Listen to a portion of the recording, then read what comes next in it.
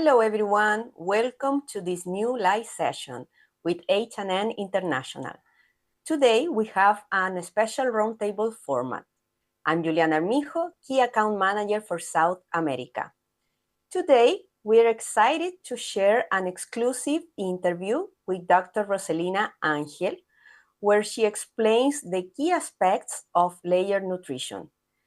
And joining the discussion are nutritionist specialist Emilio Scappaticcio.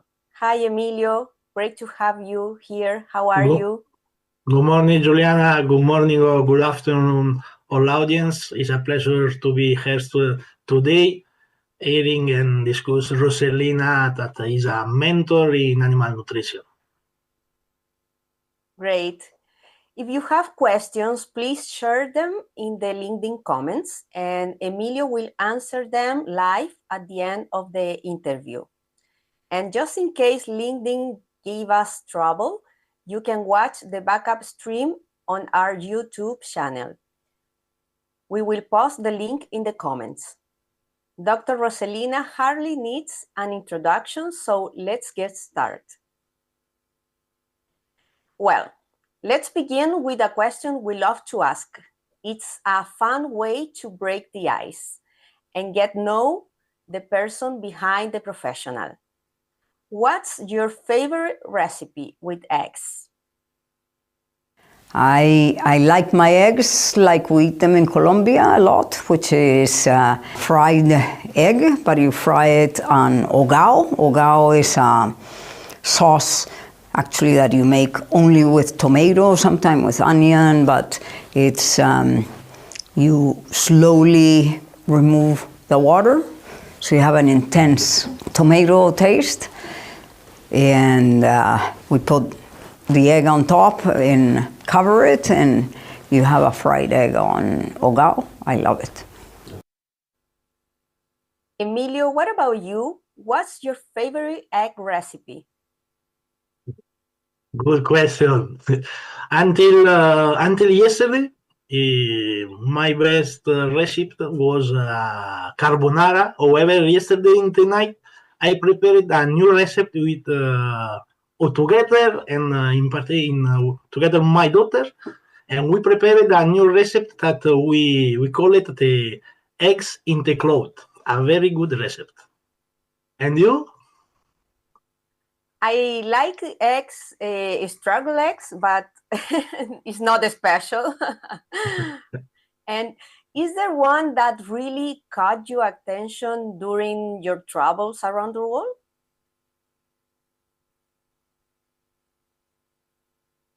Yeah, we know that we had a lot of recipes, no? And you know that in the different restaurant we try different recipe with eggs, and really now scrambled eggs is a good recipe for me. Fine.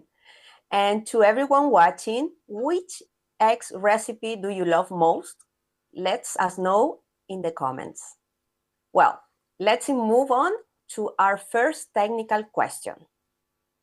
What do you see as the biggest challenges in layered nutrition?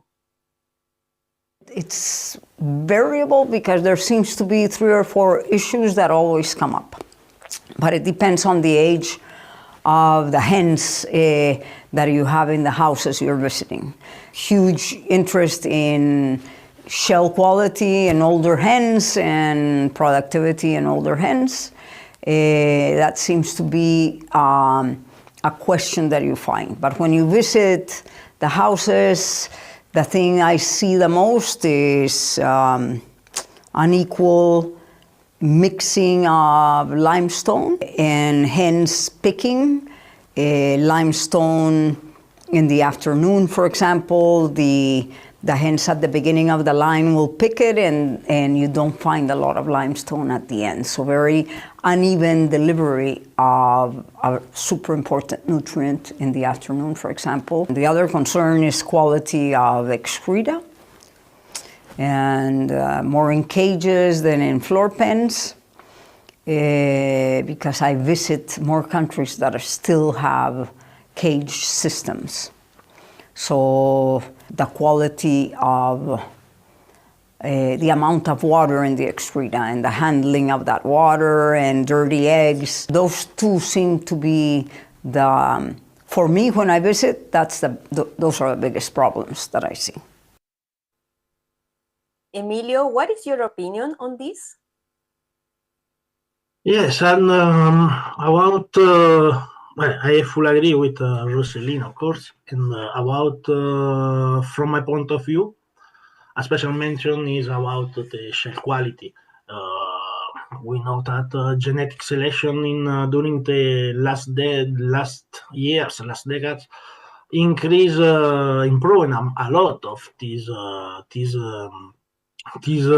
production, and of course, you know that we have a flock that produces more than 500 eggs during the cycle. And whether it's mandatory that those eggs are that those eggs that these eggs that are produced are sellable eggs. For that reason, of course, shell quality in all the lens is a very important factor from my point of view. Great. Moving on to our next question. What are the most common mistakes in formulation? When I look at the formula, usually I see excesses in calcium and phosphorus, which are very wasteful. But then you go into the houses and you realize that actually it's even worse than you thought because of the way calcium is consumed by hens in a system where you're not giving a pellet. So it's better not to give a pellet because when you pellet, you change the particle size and you don't have the same particle size of limestone that you thought you had initially. But when you pellet, the birds actually eat the whole thing together. But laying hens can pick. They actually will consume more calcium in the afternoon than in the morning. And they will be able to pick in a mash diet the different ingredients. If you look at floor systems, you will see people throwing calcium in the afternoon, and you wonder what's going on. Partly because the diets themselves have more than enough calcium, and then the producers throw calcium on top. And excess calcium has a lot of drawbacks in terms of digestibility of other nutrients. You end up with more watery excreta. The litter doesn't work well. So management of calcium, I think, ultimately is a difficult thing. People tend to cure all problems adding calcium. Biologically, it does not make sense. They may see a slight improvement, but the reality is that it's not a consistent improvement. It's probably changing something else. A solution to most of the problems that we see with shell, with bones, is not calcium. Emilio, do you agree with Roselina regarding the excess of calcium in the diets? A very interesting point of view from Roselina. Juliana, do you know we visit some customers in some country in the world, and really we observe the same trend that Roselina explained in the interview. We observe that in some part of the world there is this excess of calcium in the diet. People, consumers sometimes formulate with a high level of calcium, and also they add more calcium in the afternoon. And this extra calcium is a very high level of calcium in the total of the day. And another interesting point that is very when Roselina told that people tend to cure all problem adding calcium, and this point is very interesting because we observe this trend. However, at the same time, I want to add that we don't we don't observe this trend during the first weeks of the production of the hens, where because during that period people tend to put less calcium in the diet. However, of course, I full agree with Roselina, and we you know that we observe this trend in the diet in the farm. Yes, it's an interesting point. Next, we ask Roselina to following question. What interesting research would you like to share? Let's hear her answer.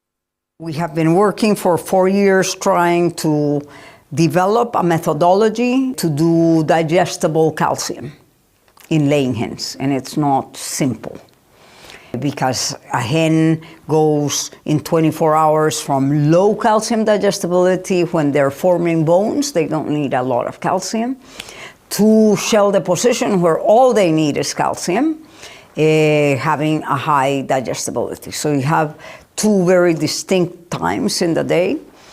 So we are at the point that we're collecting limestones from around the world, working with a very large limestone company out of Switzerland that has mines all over the world. So we're getting limestones from everywhere. They have geology labs, so they can measure porosity, hardness, actual surface area that we cannot do. That is going to help us with the project because what we're going to do is determine in very different limestones the digestibility of calcium. If you look at laying hen numbers in 2024 and choosing a high digestibility versus a low digestibility, is having 11% limestone in the diet versus 6%. That's 5 percentage points of space in the diet. And it is almost $1, last week's prices, $1.3 per ton. And multiply that, do the numbers, and you're in the trillion of dollars that you're going to save in the laying hen industry worldwide. So I'm really excited about that project. I think we have placed the eggs for incubation. H&N is helping us with that. And it's interesting because people don't pay attention to limestone. It's the cheapest ingredient in the diet, but it occupies a lot of space, and it can have profound effects on the digestibility of other nutrients. And I think as you can show people the impact, the economic impact, they start understanding, okay, I need to pay attention to this. Roselina's studies are very interesting. What is your perspective on the test we are running together? Well, firstly, I want to add that, of course, the research from Roselina are always works very interesting works, and I agree with Roselina when she speak about the difficult that there are to find a methodology for digestible calcium in line hens due to the different line dynamics that there are. About the research in limestone, do you know that we are involved in this project, and really I wait for the results because I am very interested in the result of that trials that I think that it will open new door in the calcium world. Exactly. Now let's look at Roselina's thought on the advances in the lye industry. So I'm not a spring chicken, as they say. I've been in the industry for a long time. And there's been a lot of changes. They have been progressive rather than paradigm changes. We have gone from total amino acids to digestible amino acids.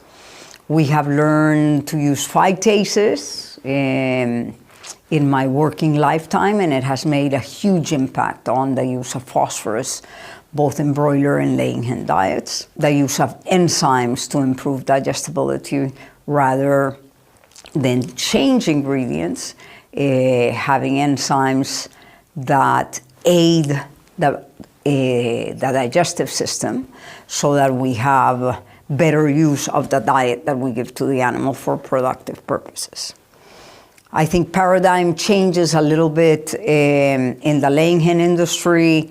We have moved from being able or actually having 2 or 3 production cycles with molting to a no molting world. I think in part pushed by animal welfare concerns, despite the fact that every bird in the wild molts. It is a natural process. So it's a difficult thing because that we are going against nature with very long production, and we're looking at 100, 110. Every 2 months you hear a bigger number. The reality is we are probably on an average of 80 weeks. Some regions are 100, and you have some companies that manage to produce well into 90, 100 weeks. Other parts of the world are at 65, 70. But the push is no molting and long productive cycles. And that for me is a paradigm change. It's a paradigm change forced by a movement that does not understand nature. For me, it's a little bit sad because molting allows a bird to renew the way it reproduces. That is the reason for molting. Their ability to produce good eggs, to actually convert vitamin D, gets upregulated again after molting. And so we're not being able to take advantage of natural processes, and we're having to look for answers elsewhere. Roselina raised an interesting point about molting and long production cycles. Molting is still practiced in many places. Emilio, what insights can you share on this topic?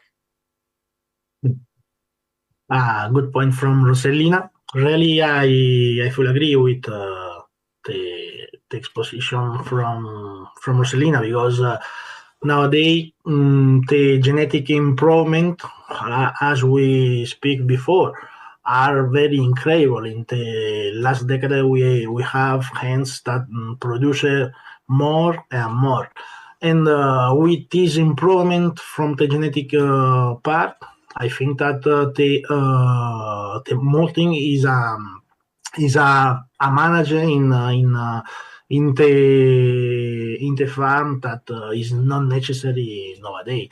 How do you know? We have several flock, and how I speak before that nowadays are able to produce more than 110 weeks and more than 500 eggs in one cycle. For that reason, we have these animals that have a very high potential in production, and also whether we need to accompany this genetic with a very good, very inaccurate, with an accurate nutritional program, because we need to ensure bone health, and that is necessary to achieve this long cycle. Perfect. Coming back to phosphorus, we asked Roselina, do you think it will be one of the milestones? Hear what she said. industry has not implemented changes in phosphorus levels and phytase as effectively in laying hens as we have in broilers. Doing phytase research in laying hens is not easy because a laying hen, I can guarantee you, I can give a laying hen a diet with no added inorganic phosphorus, no phytase, and it has the ability somehow to maintain productivity for 60 weeks. And then one day, out of the blue, boom, they stop. So the laying hen, because laying eggs is a reproductive process, they maintain it till the end, and they mobilize nutrients from anywhere in the body to maintain their reproductive capacity. So when you have that for 60 weeks, if I see an experiment that is for 8 weeks, I say, okay, this is not useful to me. Because the hen can overcome deficiencies for short periods, even long periods of time. It's starting to lay 18, 20 weeks to 60 weeks. You were halfway or more than halfway, 60, 70% of the production cycle. What we do know, and it needs to be implemented better commercially, is that we actually can feed laying hens with no inorganic phosphates. And they should be fed with no inorganic phosphates using phytase correctly. Phytase in a laying hen diet, for me, is a safety margin. For me, ultimately, as I look at the future, we may be moving away from animal products, but eggs continue to be possibly the best animal product that we are producing and selling. Emilio, how do you see the future regarding phosphorus recommendation?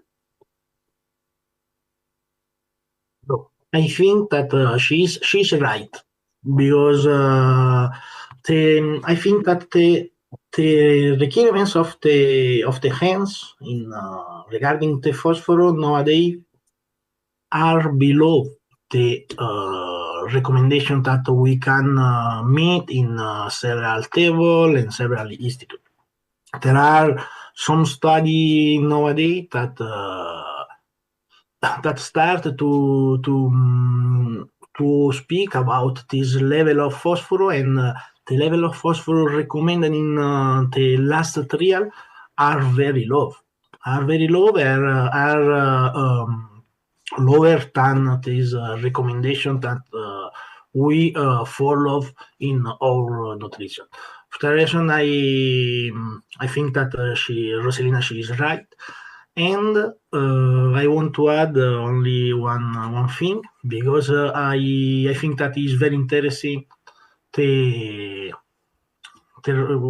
what Roselina told before about the use of the inorganic phosphorus, because it's a very interesting milestone to consider for sustainability and for the feed cost in the future. If we are able to make a formula without inorganic phosphorus, will help us to make a formula. Perfect. Let's take a break. If you need some coffee or make a brief call, now is the moment, 3 minutes, and we'll come back. If you want to stay, we have some interesting videos for you.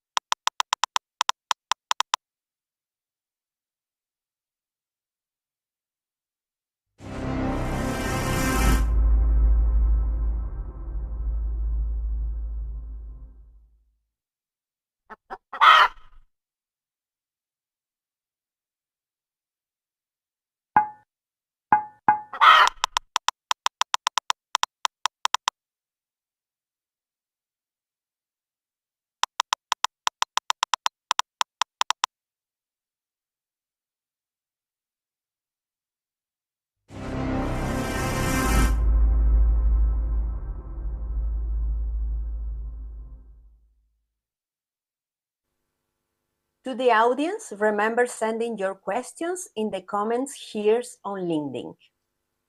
Let's see what Roselina answered to the questions. What kind of research would you like to see more often? Nutrition is a balance at the end of the day. And as I mentioned, laying hen work is difficult because you have a hen that has the capacity to up or down regulate excesses or deficiencies.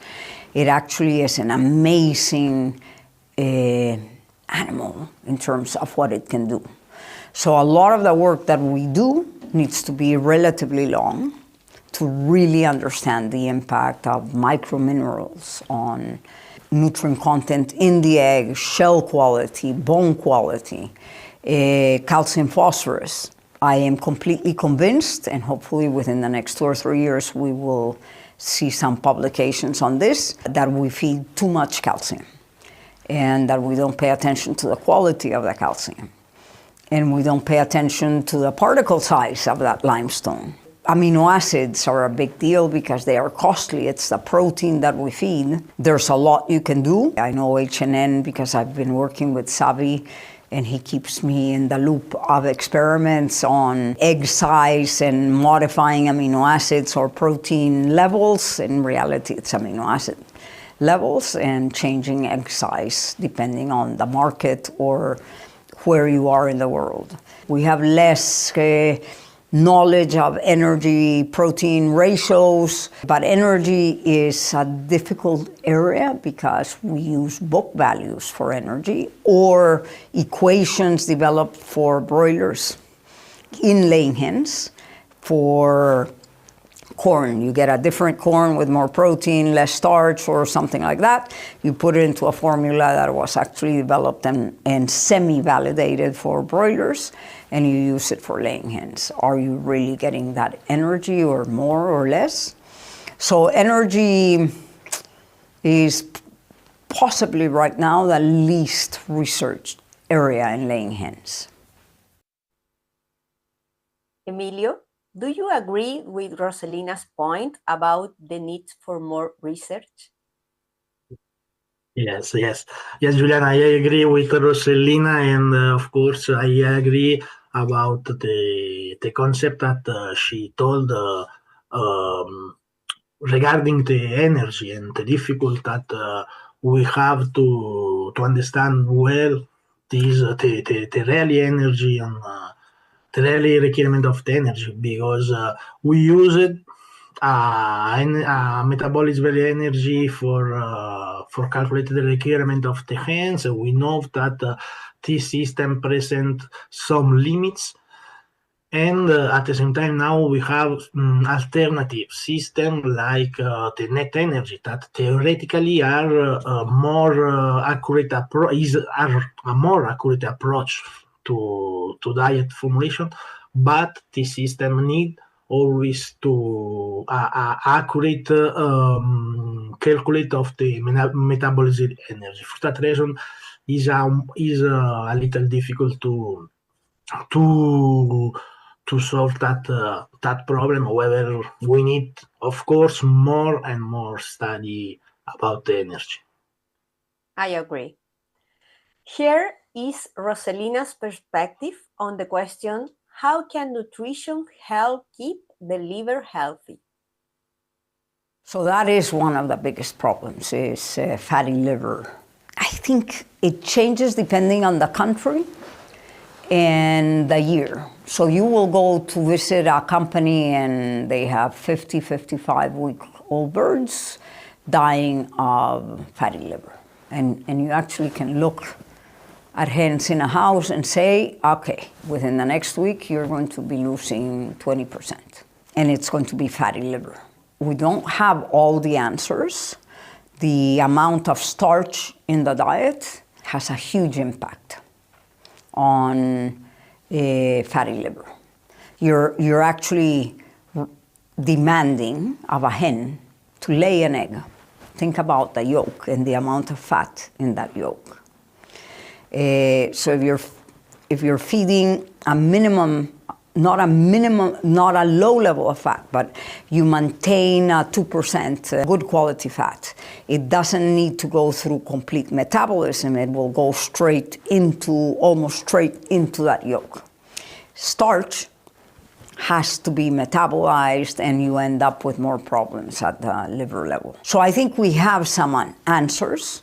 A lot of people do not want to put a minimum level of 2% or whatever, 1.5 or 2.5 for fat, because they think it costs too much. But the reality is that a lot of the time you look at the short term, your cost of ingredients, cost of the diets, and instead of looking at the balance, well, I have more birds producing at 80 weeks, I have less mortality, and you do the complete balance of what it's costing us, you're actually earning a lot more money by doing things right. And that is surprising to me commercially, because my expectation is that people are looking at the long term. But that's not completely true in a lot of companies. They're looking at their day-to-day costs, and it's not the cost of the diet, it's actually what it costs you to produce X number of eggs. Emilio, do you observe the same issue during your visits to different customers around the world?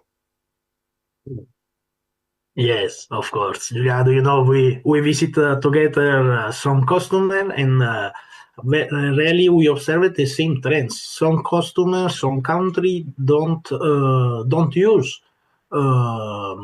fat, don't use oil in the diet. And in this diet, in the diet that they use it, the starch are the only source of energy in the diet. And when we have this type of formula, we have good correlation with positive relation with the liver problem. However, I want to add only one opinion that, from my point of view, is that in this customer we observed also that the add oil in the diet is an uncommon, unfamiliar raw material to using in that diet, because they don't have the equipment. They don't have the equipment for the storage and the equipment for the dose of oil. For that reason, is a problem, another problem to add to solve this lack of oil in the diet. Mm-hmm. Roselina makes a great point. Producers frequently concentrate on immediate issues instead of look ahead. Well, Yes. Let's discover what Roselina thinks about sustainability.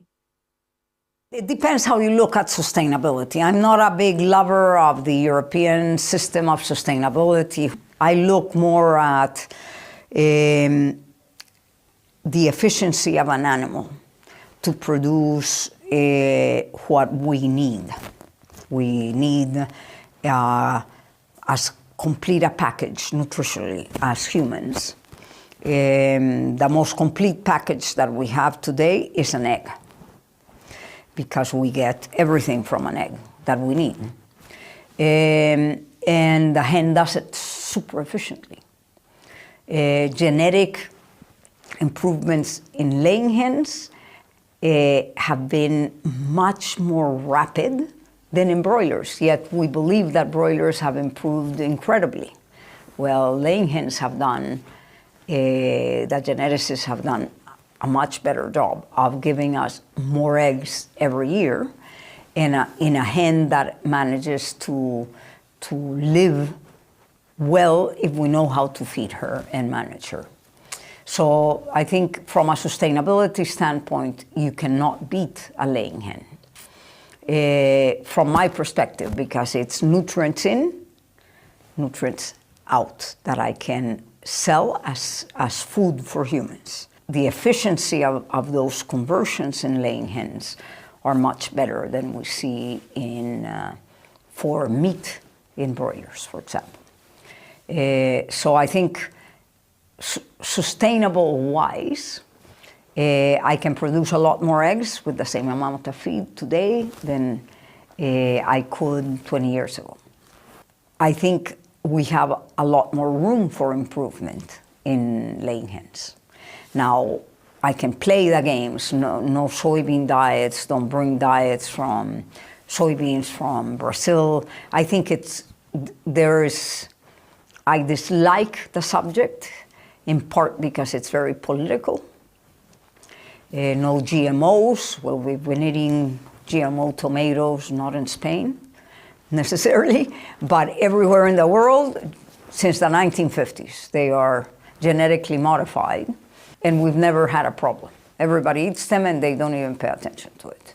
So I think there's always a balance between feeding the world. Sustainability is driven by countries that have a lot of money, where a proportion of their population is not hungry.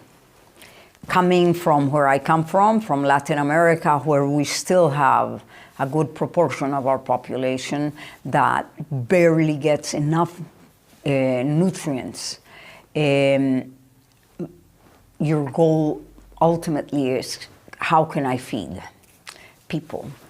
And I do the job that I do, believing in the environment, because I believe that we have the technology to actually produce animal products with very little impact on the environment. So for me, it's a win-win if I can convince people to do it right. And now, Emilio, what is your opinion on this? Juliana, sustainability is another big topic, and in Europe even more. This is due to the government measures, and is a very big topic to speak.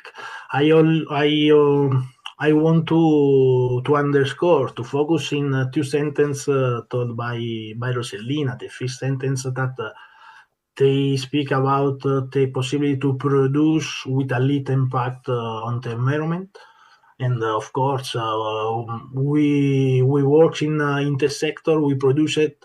We are producing in this sector, in the egg sector, that is the most efficient product. In like animal protein. And the second point that Roselina told, that we need to produce food, or better, that food need to be available for the population. I think that for this point we are the main actors for this task, because we produce. We are responsible for the production of the eggs, that is very cheaper, and is an animal protein that can arrive at all population. That's true. Sustainability often seems like a priority for wealthier regions, but where it's not most needed, it's not really a focus. Of course. To close the interview, we invited Roselina to share her final thoughts. Here is what she said. Laying hens are amazing animals. For me, I think it's my favorite animal to work with. It's the hardest one of all the ones I work with, because you have such a long life, a productive life. A lot can happen in an experiment. For me, the work with layers is an adventure every day, because we have so much to learn. We've been applying a lot of information that we've developed for broilers. It's not correct for layers, but because we have nothing else, we end up extrapolating possibly incorrectly, and having an animal that is so responsive. In 24 hours, a laying hen does, with calcium and phosphorus and vitamin D, what a broiler does from hatch to 45 days. It happens in 24 hours in a laying hen and beyond, because it'll mineralize a lot of bone. It's a completely different process than shell formation. And it does both really well in 24 hours. And for me, it's like, I don't know, it's a miracle. And it gives you amazing possibilities for research, for understanding how it does it, so that we can actually help her do what she is capable of doing, and not hindered by management or nutrition limitations that we have. Emilio, would you like to share anything else on this topic? Really, I like the sentence from. I really like the sentence from Roselina, and full agree with her. Working with layer hens is a big adventure, because every day present new challenges, and I like to work in this sector. Perfect. I will read a question from Lindy. Is feeding bar layers should be different than cage regarding protein, energy, etc.? Or do the hens just adjust themselves to the ration? Okay. The requirement of the hens in the barn, in the floor, are different than the requirement of the hens in the cage. Usually because hens in the barn or in the floor present more energy requirements. This is due to the more activity that they have, they present. In several presentation we make about this topic, we always speak about these different in energy requirements, and we speak always that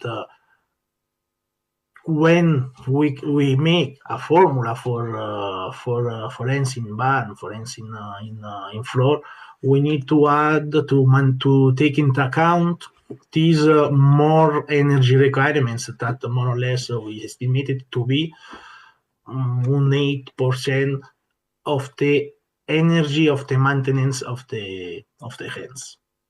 Mm-hmm. The audience was very shy today, so Emilio, I have some questions for you. Roselina would like to go deeper into the topic of energy in the diet. What else would we like to explore? I think that I would like to explore more topics, more about nutrition in general, more. I want to learn more about calcium, more phosphorus. However, if I need to choose one topic, I think that we need to learn more about the protein requirements of the hens, the amino acids, the levels of the amino acid we need, or better, hens need, pullet need, and more about the profile of these amino acids that we supply in the diet, because maybe the profile of the protein of the hens is not the same during the whole life of the hens. And for that reason, I think that and if I need to choose, protein and amino acids requirements of the hens are need to be more and more studied. Mm-hmm. Perfect. We had another question. What's your opinion of avian influenza that surrounds us everywhere? How to prevent and control? This is a question for more for Fernando. Fernando than for me, because I am the nutritionist. The influence now in also in more countries a big problem, and we need to increase, of course, the biosecurity of the farm to try to control this big problem that we have. Mhm. And the future of formulating without inorganic phosphorus, do we see it as feasible? So this is a very interesting point that Roselina spoke before, and is a very interesting a very interesting is a very interesting ingredient that if it's possible in the future don't use it, we can improve the sustainability of the production, of course, but at the same time we can decrease the cost of the formula. It was an interesting point that Roselina explained, and we wait to see new research about this topic. Mhm. You want to add something about the importance of eggshell quality? Yes. Eggshell quality, how we spoke before, from my point of view, is I don't know if it's the most important or one of the most important point to take into account nowadays, because from the point of the production, we have hens in the farm that are incredible. We spoke before about the production that we are able to achieve, and we need that this eggshell eggshell should be a good eggshell. But at the same time, if we observe the really eggshell value that we have now in the hens, we can observe that at 80 weeks of age, 85 weeks of age of the hens, we have the value of the egg strength that is the same of the egg strength that we had only seven years ago at 50 weeks of age.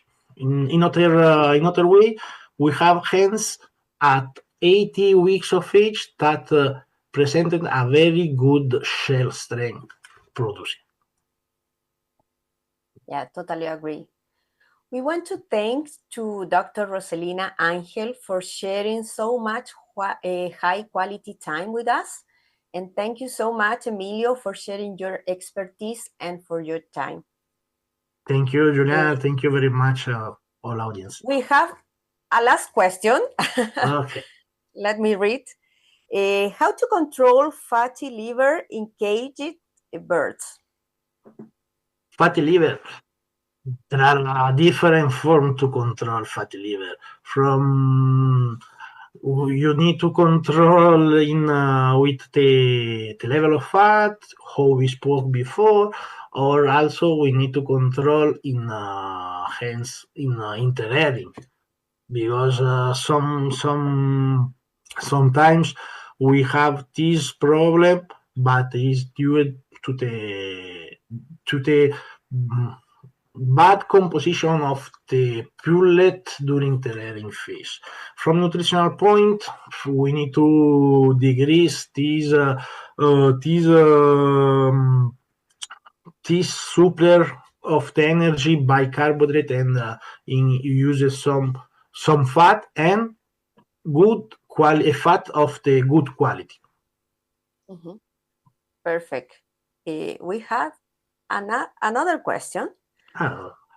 What is the competitive edge of H&N chicks? Really?